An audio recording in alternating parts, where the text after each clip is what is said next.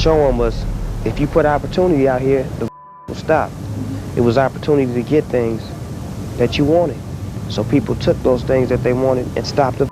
He started hanging around the rolling 20s, you know, rolling 20s as in Crips. Long Beach, there are no Bloods. It's all Crip.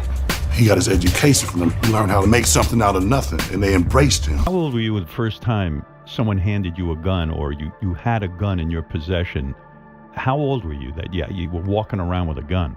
15, 16. Snoop Dogg has undeniably been a powerhouse in the music industry. His relentless success in gangster rap and hip-hop has captivated fans worldwide. He smoothly transitioned from the days of vinyl records to the modern era of music streaming, proving himself as versatile and shrewd in navigating his career. But before he became the hip-hop legend we know today, Snoop Dogg was a genuine street thug with deep ties to the notorious Rollin' 20s Crips, the second largest street gang on the east side of Long Beach, California. Snoop Dogg is one of the OGs of rap who experienced the gritty street life before rising to the luxurious lifestyle he now enjoys. With a staggering net worth of $160 million, Snoop's life and career have come full circle, earning him praise as one of the godfathers of rap. Let's dive deeper into his story. Like big women cause they so large. Big women always take charge. They wanna grab a skinny brother like Snoop Dogg because they say that I'm skinny and tall. Born Cordo Czar Calvin Broadus Jr. in Long Beach, California on October 20th, 1971 to Vernell Varnado and Beverly Tate, Snoop's early life was far from glamorous. Varnado, a Vietnam War veteran, singer, and mail carrier, left the family just 3 months after Calvin's birth, and thus Calvin was named after his stepfather, Calvin Cordo Czar Broadus Sr., who sadly passed away in 1984. Snoop's biological father remained largely absent from his life. His mother affectionately nicknamed him Snoopy because of his fondness for the Peanuts cartoon character. Snoop was the second of his mother's 3 sons. Unfortunately, his mother and stepfather divorced in 1975, adding to the challenges he faced growing up. Snoop's family struggled financially, and he took on various jobs to help make ends meet. He delivered newspapers, sold candy, and bagged groceries, doing everything he could to support his family. Despite their hardships, the family remained supportive of one another, working together to get by.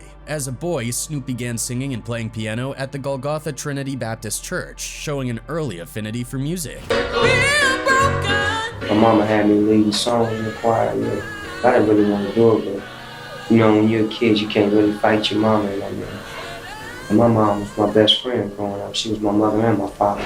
He was also described as a dedicated student and an enthusiastic churchgoer, active in both the choir and football. But everything changed when he began engaging in unlawful activities and joining gangs during his teenage years, despite his mother's efforts to steer him away from trouble. As I got older, we strayed away from each other because I chose to get involved with gang banging and selling drugs. If I had a father figure, I wouldn't have been so easy to do it. As a teenager, Snoop developed ties to the infamous Crips gang, getting caught up in a dangerous world of criminal activity. In a revealing 2018 interview with Howard Stern, Snoop opened up about how he idolized the older people in his neighborhood. He explained, quote, "I was just hanging out, infatuated, looking at the older guys and seeing what they were doing and wanting to be part of it. And they're welcoming you in because you're young. And as you get older, it's like if you really want to be in a gang, you got to do something now." He continued, "Now you've got to prove yourself. It's not a game no more, not a joke no more. It's not just we're hanging out. Nah, we need to do something now." And now it becomes, are you going to be that scary guy or are you going to be that down guy? If you're a part of a gang, you really don't want to be that scary guy. I was just hanging out, infatuated, looking at the older guys and seeing what they was doing and wanting to be a part of it, and they welcoming you in because you young. And then as you get older, it's like, okay, well, you really want to be in the gang, you got to do something now. Are you going to be that scary guy or are you going to be that down guy? And if you're a part of a gang, you really don't want to be that scary guy. The brotherhood and action that initially drew him in soon gave way to the harsh reality of violence and crime. Snoop's sentiments quickly changed when he experienced the consequences of gang life firsthand. Talking about his wariness and apprehension regarding the toxic culture, Snoop revealed, quote, "I was always scared. That's why I believe I survived, because you have to either have fear or respect. And I didn't understand respect, so I feared everything. So I was basically moving and grooving, trying to figure out what not to do. A lot of times I got shot at. A lot of times I had a gun in my possession and could have shot back. But I was too scared to shoot back because I was so concerned with my life. It's either fight or flight, and most of the time when you're out there, it's flight." No, I was always scared. Scared. I'm scared. That's why I believe I survived, because you have to either have fear or respect. And I didn't understand respect, so I feared everything. Got shot at. A lot of times I had a gun in my possession and could have shot back, but I was too scared to shoot back because I was so concerned with my life. It's either fight or flight, and most of the time when you're out there, it's flight. When Snoop Dogg was 17, he was still living at home with his mother, as most teenagers do. However, his mother kicked him out of her house at that age due to his involvement with gangs and drugs. Apparently, she felt her son was bringing too much drama back to her household, and she did not feel safe with the people who were regularly coming to visit. Started selling drugs out of my mama's house, she didn't know this. So before you know it, we outside one day and they come by and do a drive-by. My little brother outside. You're not gonna be selling no dope in my house. Bringing all that motherfuckers shooting over here. Then she put him out. Oh yeah, she was no joke.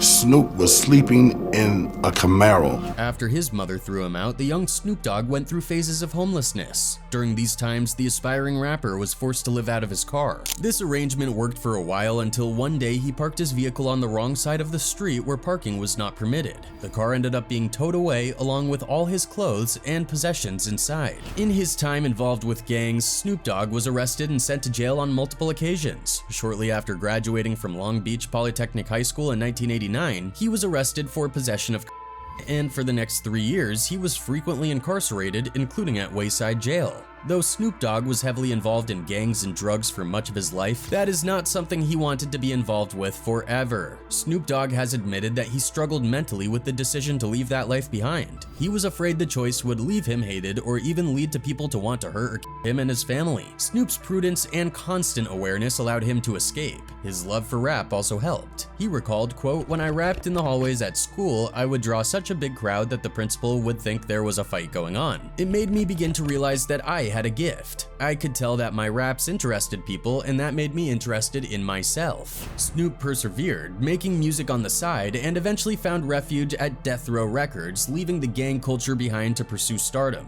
What I was doing was death or in jail.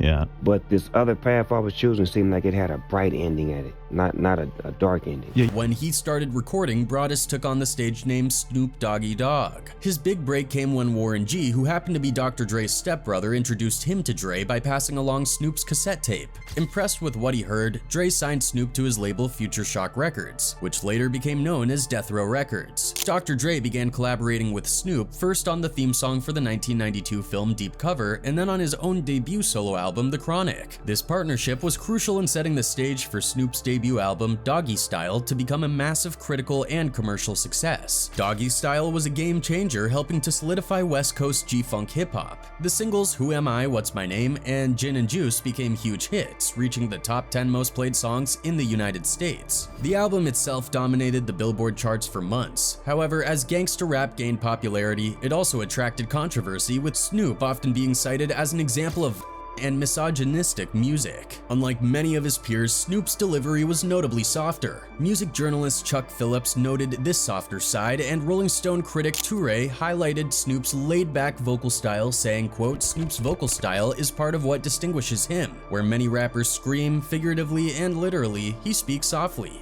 Doggy Style featured a lineup of rappers associated with Death Row, including Daz Dillinger, Corrupt, Nate Dogg, and others. But just as Snoop's career was skyrocketing, he ran into serious trouble. In 1993, he was charged with first-degree for the shooting of a rival gang member, although it was actually Snoop's bodyguard who pulled the trigger. Snoop was acquitted on February 20th, 1996. After the trial, Snoop decided he didn't want to continue living the gangsta lifestyle, fearing it would eventually lead to his death or imprisonment. A short film about Snoop's trial, Was the Case, was released in 1994 along with the soundtrack. Following his acquittal, Snoop moved into a spacious 5,000 square foot home in the hills of Claremont, California with the mother of his son and their 20 pit bulls. By August 1996, his label Doggy Style Records, a subsidiary of Death Row Records, had signed the Gap Band's Charlie Wilson as one of its first artists. Snoop also collaborated with Tupac Shakur on the 96 single, Two of America's Most Wanted, one of Tupac's last songs before he was tragically shot and killed in Las Vegas on September 7, 1996. By the time Snoop's second album, The Dogfather, was released in November of 1996, the price of living the gangsta life was becoming all too clear. The hip-hop industry was rocked by the deaths of prominent figures like Tupac Shakur, and the legal troubles of Death Row co-founder Suge Knight, who was indicted on racketeering charges. Dr. Dre had left Death Row earlier in 1996 due to a contract dispute, leaving Snoop to co-produce The Dogfather with Daz Dillinger and DJ Pooh. Snoop continued to evolve his career. In 2002, he released the album Paid the Cost to Be the Boss on Priority Capital EMI, which sold over 1.3 million copies. The album featured hit singles like From the Chooch to the Palace and Beautiful with guest vocals by Pharrell. That same year, Snoop appeared in the remix of Welcome to Atlanta by Jermaine Dupri. By this point, Snoop had left behind his gangster image and adopted a new persona, embracing a pimp image. In July 2007, Snoop Dogg made history by becoming the first artist to release a track as a ringtone before its official release as a single with It's the D.O.G. That same month, on July 7th, he took the stage at the Live Earth concert in Hamburg, adding another memorable performance to his resume. Always one to venture into new territories, Snoop even made his mark in Bollywood by contributing his first ever rap for an Indian movie, Sing is King, where he also made a cameo appearance. Snoop continued to expand his musical horizons by collaborating with Katy Perry on her hit single California Girls, which dropped on May 7, 2010 as part of her album Teenage Dream. His versatility was further showcased when he appeared on Dr. Dre's track Flashing and Currency's Seat Change. Additionally, he featured on Australian singer Jessica Mauboy's single Get 'Em Girls, released in September 2010. In a surprising twist in 2012, Snoop introduced a new persona, Snoop Lion,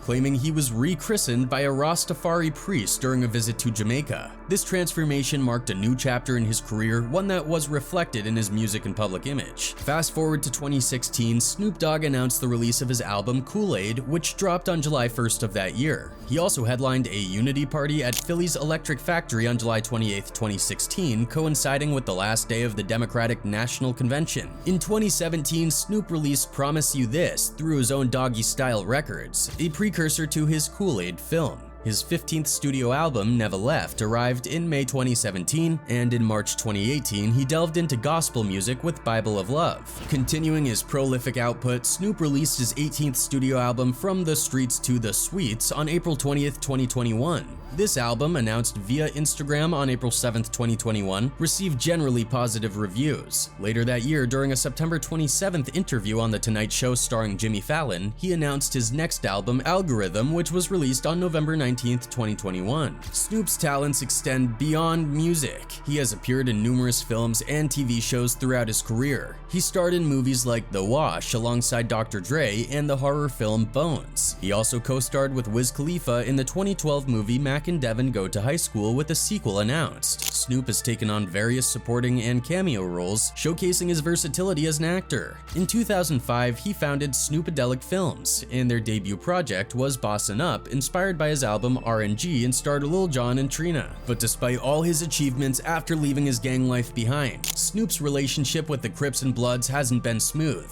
While most prominent Crips have acknowledged his ties to their organization, it hasn't always been positive. Around 2015, Big Flossie, a second-generation Rolling 20s member, began publicly criticizing Snoop. Flossie accused Snoop of failing to significantly give back to the Long Beach community, specifically mentioning an unfulfilled promise to fund a youth center. He also criticized Snoop for not using his influence to broker peace between the Rolling 20s and Insane Crips, rival factions that both look up to him. Rumors circulated that Snoop's hood card had been pulled, implying he had been kicked out of his old neighborhood. Snoop took to YouTube to vehemently deny these accusations and Flossie's claims, listing numerous contributions he had made to support disadvantaged youth and declaring himself the king of Long Beach. You can't get a job, cuz? You mad at me, cuz? Cause I won't help you no more? Cause I can't do nothing to help you no more? Cause I'm focused on helping out the kids? I'm the king of Long Beach. I made it fashionable for bang the dub. I made it universal. I'm the took the set around the whole globe.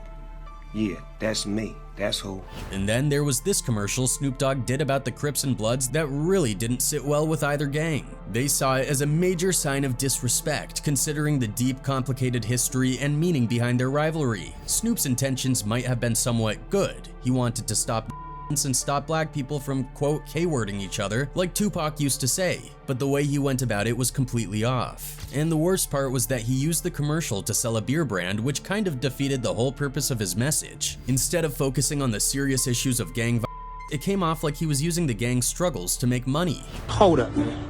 Before you shoot me, man, can you remind me why we each other? I know we both barely got education and can't even spell our own name. Man, your grandma tied her hands behind her back, maybe something too, and then granddaddy. I'm sorry. Hey, man. I'm sorry about blasting. Another reason the Bloods don't really mess with Snoop is because of his fallout with Suge Knight. They showed their anger when Snoop Dogg's Funko Pop store in Inglewood got vandalized. Last year, Snoop Dogg opened his store in January selling Funko Pop and gold figurines based on his life and career. The Dog House was created after a partnership between Funko Pop and Snoop was announced. Before the grand opening, Snoop was really excited about the venture. He said, quote, "This new store stays true to who I am as an entrepreneur and rapper." He added, quote, "I can't wait for my fans to experience, touch, and feel it. Once you see it, it's like no other thing in the world. The Doghouse will blow your mind." Everything seemed great at first, but a few months after the store opened, it got vandalized. The store features a mural of Snoop outside wearing one of his signature all-blue outfits, which is a nod to his affiliation with the Crips. In photos shared on social media, you could see that vandals had spray painted over Snoop's blue outfit with red paint, which is the color of the Bloods, the Crips' rival gang. The vandals also tagged the wall next to Snoop's mural with anti-Crips messages including CK, which stands for Crips. But despite all the drama, Snoop Dogg is still hugely respected in the streets. People know him not just as an artist, but as a legend in the game. Snoop Dogg is often described as a hip-hop, West Coast hip-hop, G-funk, and gangster rap artist. Cool Mo D ranks Snoop at number 33 in his book There's a God on the Mic and praises his ultra-smooth, laid-back delivery and flavor-filled melodic rhyming. Peter Shapiro calls Snoop's delivery a molasses drawl, and AllMusic mentions his drawled, laconic rhyming style. Cool Mo D notes Snoop's use of simple but effective vocabulary, saying, quote, "He keeps it real simple. He simplifies it and he's effective in his simplicity." Snoop is also known for his freestyle abilities. In the book How to Rap, Lady of Rage talks about how Snoop used to freestyle his lyrics on the spot. Quote, "When I worked with him earlier in his career, that's how he created his stuff. He would freestyle, he wasn't a writer then, he was a freestyler," she said. The DOC also shares how Snoop's rap was a one-take willy, meaning he didn't write anything down. He just came in and started busting. The song The Shiznit was all freestyle. Snoop was in the zone and it showed. Peter Shapiro mentions that Snoop debuted on Deep Cover with a shockingly original flow which sounded like a Slick Rick born in South Carolina instead of South London. Snoop even paid homage to Slick Rick by covering La Di Da Di. Cool Mo D calls Snoop one of the smoothest, funkiest flowers in the game. How to Rap notes that Snoop uses syncopation in his flow to give it a laid-back quality, links with rhythm in his compound rhymes, uses alliteration, and employs a sparse flow with good use of pauses. Over the years, Snoop has sold over 23 million albums in the United States and 35 million albums worldwide. His accolades include an American Music Award, a Primetime Emmy Award, and 17 Grammy Award nominations.